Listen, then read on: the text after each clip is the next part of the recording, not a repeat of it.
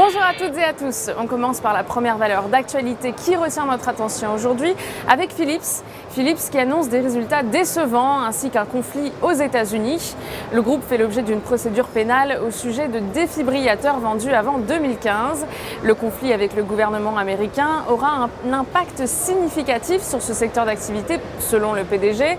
En revanche, il confirme ses prévisions à moyen terme d'une hausse de 4 à 6% de la croissance de ses ventes moyennes à périmètre comparable, ainsi qu'une amélioration de 1% de sa marge d'EBITDA ajustée.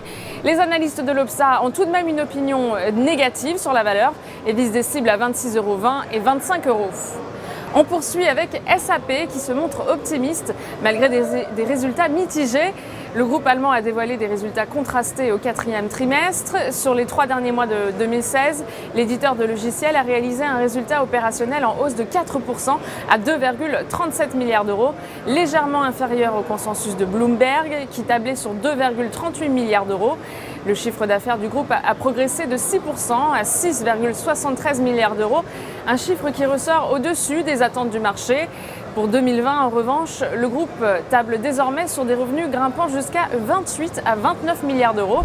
Les analystes de l'Obsa sont néanmoins baissiers sur la valeur et visent des cibles à 79,50 € et 78 €.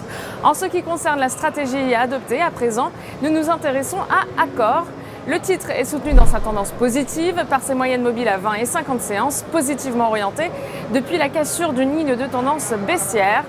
De son côté, le RSI reste soutenu par une oblique haussière.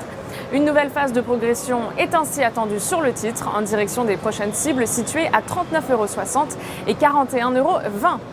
Et afin d'appliquer cette stratégie, on peut se porter à l'achat sur le Varancol 8348T émis par Unicredit, de prix d'exercice à 40 € et de date de maturité située au 14 juin 2017.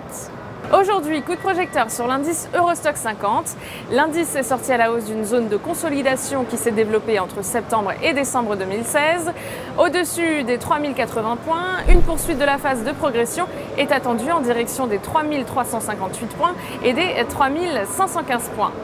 Nous vous conseillons ainsi l'achat du certificat leverage Eurostoxx 50 EUL 5T émis par Unicredit, de maturité située au 26 octobre 2018 et d'effet de levier 5.